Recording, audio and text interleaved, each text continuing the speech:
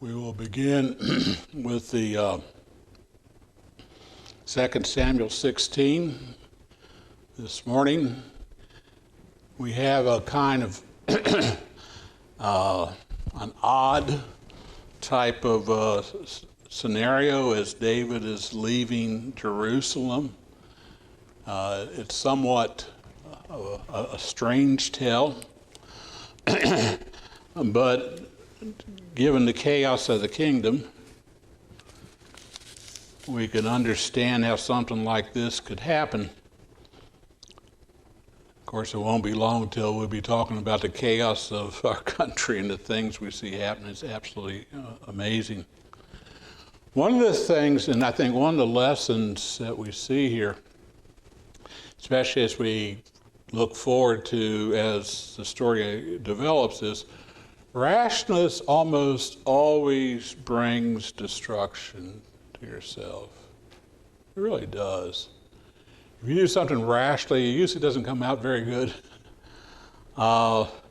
Jephthah makes a rash vow, so it cost him his daughter. Saul makes a rash vow, cost him a victory. Jezebel made a vow that Elijah was going to be like the prophets that died, remember, by this time the next day, and that didn't happen. Haman made a rash vow he's going to execute Mordecai. Well, that didn't work out very well. And we always wondered, the 40 Jews who gathered together to plot against Paul's life, and that didn't happen. They said, we're not going to eat till it comes. I wonder if they all died of starvation, right? Or did they break their vow? It never ate again, right? All right. But here we come, 2 Samuel chapter 16, and starting verse 5, we meet a guy named Shimei. And it says, and now when David came to Bahurim, there was a man from the family of the house of Saul whose name was Shimei, the son of Gerah. Coming from there, he came out cursing continually as he came. And he threw stones at David and at the servants of King David and at all the servants of King David and all the people and all the mighty men on his right hand and on his left. Also Shimei said thus when he cursed, come out, you bloodthirsty man, or literally, you man of blood, you rogue. The Lord also has brought upon you all the blood of the house of Saul, in whose place you have reigned. And the Lord has delivered the kingdom to the hand of Absalom your son. So now you're caught in your own evil, because you are a bloodthirsty man. Then Abishai, the son of Zeruiah, said to the king, why should this dead dog curse my lord the king? Please let me go over and take off his head. But the king's, what have I to do with you, you son to Zeruiah? And so let him curse, because the Lord has said to him, curse David, who then shall say, why have you done so? And David said to Abishai and all his servants, see how my son, who came from my own body, seeks my life. How much more now may this Benjamite? Let him alone and let him curse, for so the Lord has ordered him. It may be that the Lord will look on my affliction, and that the Lord will repay me with good for his cursing this day. And David and his men went along the road, and Shimei went along the hillside opposite him, and cursed as he went, threw stones at him, and kicked up dust. Now the king and all the people who were with him became so weary, so they refreshed themselves there. Now Shimei is a relative of Saul. And so he's from the house of Saul, whether he's a nephew or a cousin or, some kind of, he's out of the line, Saul's line. And when David flees Jerusalem, Shimei comes out to curse David. Shimei obviously has been seething all this time, you took over, Saul's throne, and you are a wicked man, and therefore the Lord's repaying you. And so Shimei thought that this was judgment of God on David because he took over Saul's throne. Shimei is actually, it doesn't take long to figure out in the narrative, he's a fool, isn't he? I mean, he's throwing stones at an entire army and taunting an entire army. That's probably not a good thing. David was still king. He was anointed king by God. It wasn't because David had overthrown Saul. Matter of fact, you remember the story of David and Saul. David was a loyal subject and had, helped Saul defeat the Philistines.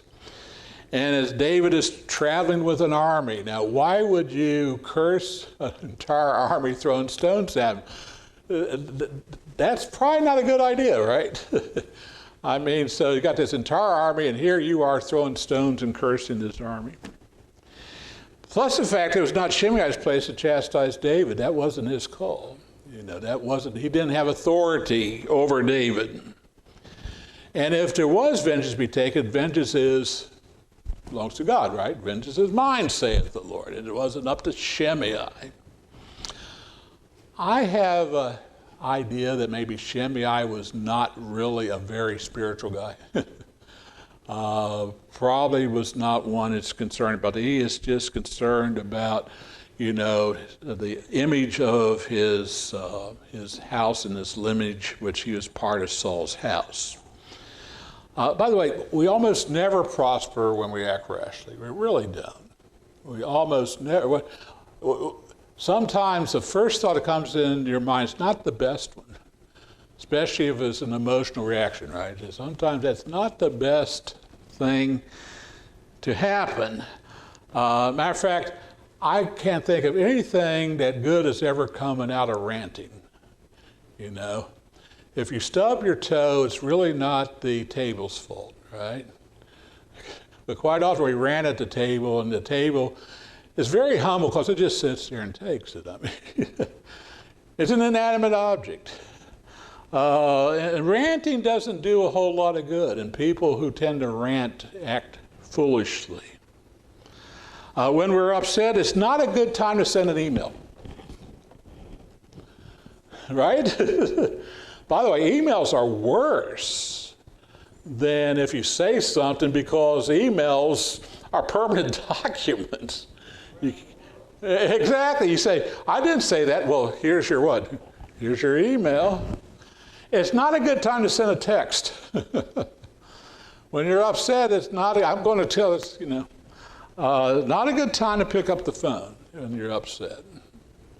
Abraham Lincoln, when he would get upset, he would write long letters about it and then throw it in the fire. I think it would be very historically significant if we had all those letters, wouldn't it? Because Lincoln's image is one of, patience and humility. If we had all those letters that he wrote to Secretary of War Stanton or Secretary of State Seward or one of the, could you imagine? It wouldn't have been the Lincoln that we know, right? But he would write it up and then he would basically delete it. But he got it out, right? He got it out. By the way, just another note, and I know, if you're upset at someone, Facebook is probably not a good mechanism to to share that in. I mean, we've seen some bad Facebook. It's permanent. It's out there. I once taught my cadets a lesson on the internet. Now we're on this loop they're doing, so we're not doing those type of lessons, but it's permanent, whatever. Oh, it's no one's business why I write on Facebook. No. Later on your potential employer pulls it up and, here's a picture of you doing this in a drunk party. Here's what you've said. He said, no, it's a permanent document, right? People can access it. It's not a good idea to vent your anger against someone on Facebook or Instagram or Spotify or I don't know how many other things, once asked by cadets, it says, well, how many of these things out there? Oh, about 40 or 50. They're everywhere, And so we are to refrain from also assigning judgment on our people, on other people. Here's sometimes what we tend to do. Aha, God got you back. That's not up to us. That's what Shimei's doing, right? Well, God got you back because of what you did to Saul. That's not up to us. It's not us to declare judgment that here, here you have a disease or a fire or earthquake or disasters. A lot of these come about just because of the natural state of things, right? And so, there was an old saying that there was people literally dancing in the street in Minnesota, Michigan, stuff at the 1906 earthquake that destroyed so much of San Francisco. By the way, the earthquake didn't destroy a whole lot. It was the fires that came about. And so they didn't, and so some wit wrote, if we were punished for being so frisky, why did the churches fall and left the distillery whiskeys? And so, we can't assign that. You know why an earthquake came in 1906? Because it's in an earthquake zone, right? And volcanoes tend to every now and then go off, and floods come in Tennessee. You can't say that flood in Tennessee, that 11 inches of rain that took the lives of those people, well, they must have been wicked. That's the point Jesus made, right? When the pool of Siloam fell, he said, do you think they were the 18 worst people in Israel? No, I don't think. The tower fell because those are happenstances that happen, right? And so David's judgment was not because that he had overthrown Saul. David's judgment is because of his own sin. It was because of Bathsheba and because of Uriah, and this is judgment that came about it. And so we need to do this. As a matter of fact, as Proverbs 28, verses 17 and 19 says, if you start gloating at your enemy's trials, the Lord will withdraw the trials from your enemy. In other words, it's not up to you. Do you know the term Schadenfreude? That's a German word which means to take delight in someone else's trials. He says, we're not to be engaged in that. And by the way, there's many reasons for trials, aren't there? Not only because of sin, but some kinds of testing. Job. Here the three neighbors were trying to pin on Job, it's because you're such an evil guy. They had no idea God was allowing Satan to test Job in his faith. The trials came upon Paul, the thorn in the flesh, to prevent him from sinning, right? He said, lest I be lifted up in pride, and say, well, I've seen things no one else has seen, The trials came on Jeremiah because he was chosen for that. Jeremiah is called the what? Do you remember? Yeah, the weeping prophet. I mean, this guy had 54 chapters to weep through. It wasn't enough, so he adds 3 more for the book of Lamentations. And so, but it wasn't because of Jeremiah's sins. It's because Jeremiah was actually representing God in his weeping over the sins of Judah. Now, here's one thing that's ironic in this passage before we move on. Shimei calls David a man of blood. That's a man of bloodshed. That's literally what this phrase means. That's ironic because there wasn't any bloodier man than Saul, right? He has Doeg not only kill the priest, but Doeg kills the priest and their entire families. And you're calling David a man of blood? Now, David did enough bloodshed, so much so that God said that you can't build the temple because you're a man of blood. But it's ironic that Shimei calls David a man of blood or a man of bloodshed when Saul was even more so. And of course, Shimei was not David's judge. Now Abishai, who is brother to Joab, who was brother to Asahel, who was nephew to David, says, why should he continue to curse? Let me go take off his head. Which to me, the army actually shows quite a bit of restraint. You would think someone would take up a bow and just, that would take care of that, right? And by the way, let me mention this. I don't have it in my notes, but let me mention this. Literally, where it says kicks up dust in your passage, it means casting dust over. He's on top of a hillside. He's throwing dust down in the valley on top of the army. He's not only throwing rocks at the army, but he's throwing it down from over top of the army. And so it would be rather annoying. It is something that, as I say, a lot of restraint was shown. You know, so Abishai asked the question, why should we let this dog live? He says this dead dog live, which is kind of an oxymoron, right? A dead dog doesn't live, you know, and actually it's a idiom meaning, why should this dog live? He's good as dead. That's basically what the idiom means. And Abishai was totally offended. He wants to take off his head. And then David says, what am I to do with you, you sons of Zeruiah? What am I to do with you? By the way, David had a lot of trouble with these guys. I mean, Joab ends up killing Abner as revenge for Abner killing Asahel. And Asahel was killed because he was pursuing Abner in battle. And it wasn't a wise thing to do. Abner was a very strong veteran warrior. And so if you remember the story, by the way, the Bible doesn't soften its descriptions. Abner stops real fast and jams the back end of the spear through Asahel. And now Joab sought revenge and kills Abner. Not in battle, but by subterfuge. And later on, he kills Amasa as revenge. So, and also Joab knew everything. Joab knew where all the skeletons were, right? I don't know how widely known it was. I mean, everybody knows about Bathsheba, right, in the kingdom.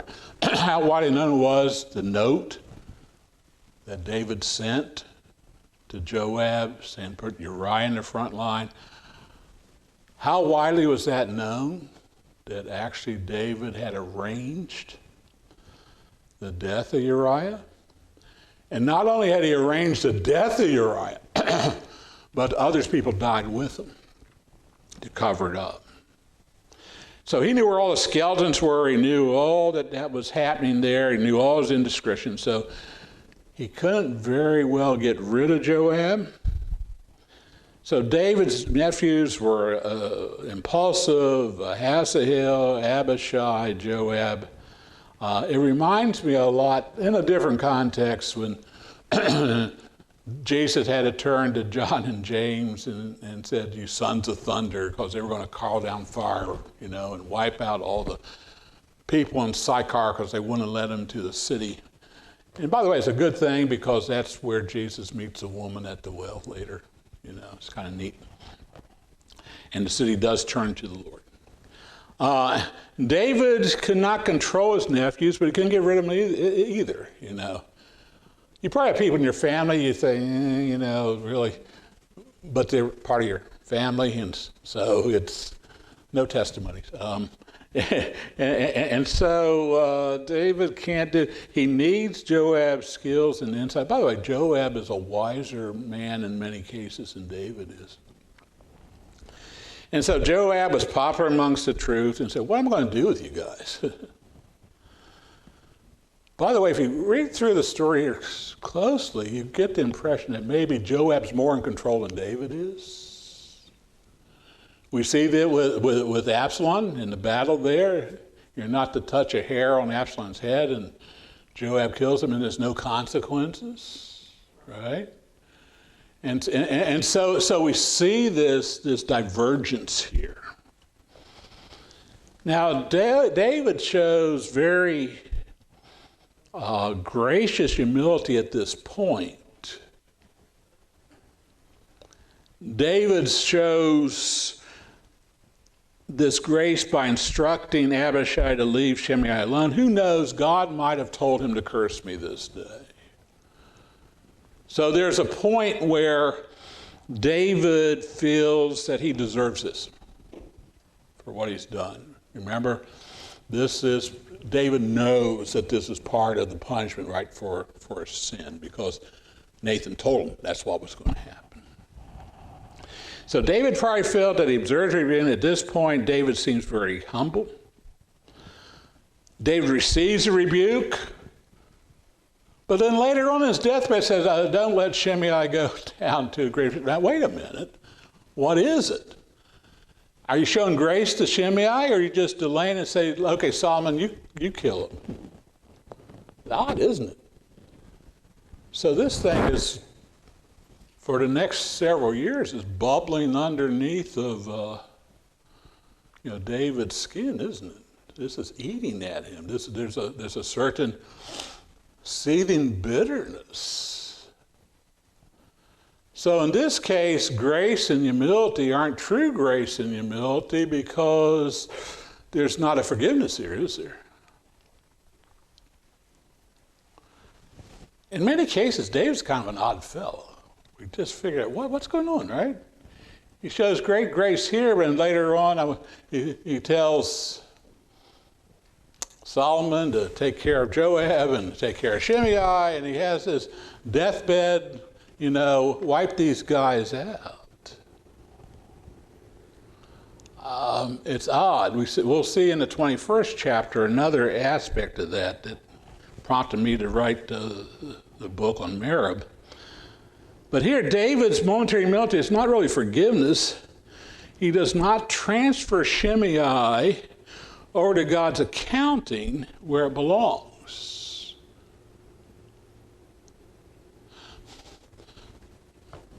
By the way, conditional forgiveness is not true forgiveness, right? Now, recompense is something else, and restitution. We're not going to talk about that this morning. Don't have time. If your forgiveness is conditional, it's not really forgiveness. I'll forgive you if you... That's not forgiveness. Forgiveness means you're not holding the person to account. And so, David carries this hurt from what Shimei did to his grave, apparently. Could you imagine, we're fast forwarding almost 30 years down the road, and he's still thinking about Shimei. The saying's true, that if you're bitter against someone, you're allowing them to live rent-free in your brain. And that's true. And so David's a mixed bag. He is gracious to Shimei at one moment, and then later on, he says, kill him. He is foolish with his sons and family. He's foolish with how he has handled Joab and his army. And he doesn't seem to ever learn his lessons. Now, he's a man after God's own heart, but that doesn't mean that he's a good king. Right? You could be a man after God's own heart, but you're not in the place where you're most effective. And he's definitely not a good father. And I don't know how you can be a good husband if you have 21 wives.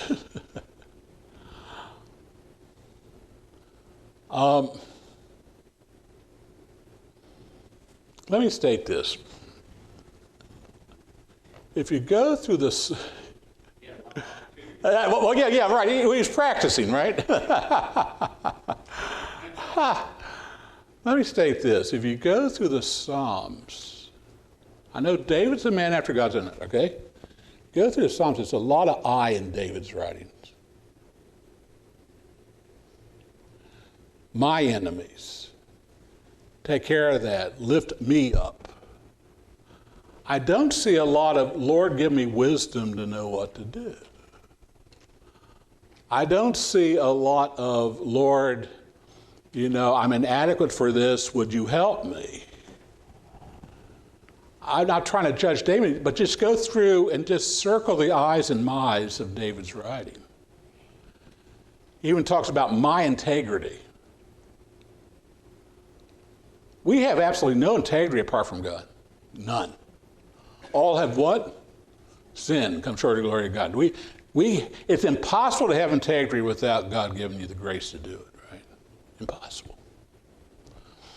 And I'm not saying he's not a man of God because he seeks God, but he does not realize his blind spots. By the way, one of the greatest things we can do is recognize where we're weak, right? Where we're falling down, where we're missing the boat. I think of this when I ever think of Revelation 2 with the Ephesian church. He said, you're doing all these great things, but you've what? You left your first love. They didn't even see that. And so David might have been a man after God's own heart, but he was a poor king, a poor administrator, and a poor family man. And according to 1 Timothy chapter 3, what is the measure of a church leader? How well you govern your family, right? That's your measurement. If you can't do well at home, you surely aren't going to do well in the church, right? That's the point. And so by not learning from his mistakes and not even recognizing, he repeats the errors. We might think of a leader in our own country that seems to apply to. Well, that's another issue altogether. Let me just make one more statement before we pray, and then we'll open for discussion. If you carry bitterness in your heart, you've never actually forgiven. It's not a matter of forgetting, it's a matter of forgiving. If David carries this the rest of his life, then he's not forgiven. And it impacts him the rest of his life as well. So that's the story of Shimei.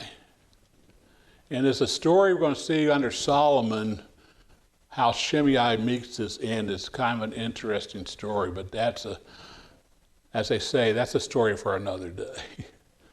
So let's have a word of prayer and we'll open up for discussion. Dear Heavenly Father, thank you, Lord, for this narrative we have here, and we see both the flaws of Shimei and the response of David. And Lord, just help us to understand the lessons you have for us from the Word through Jesus Christ. Amen.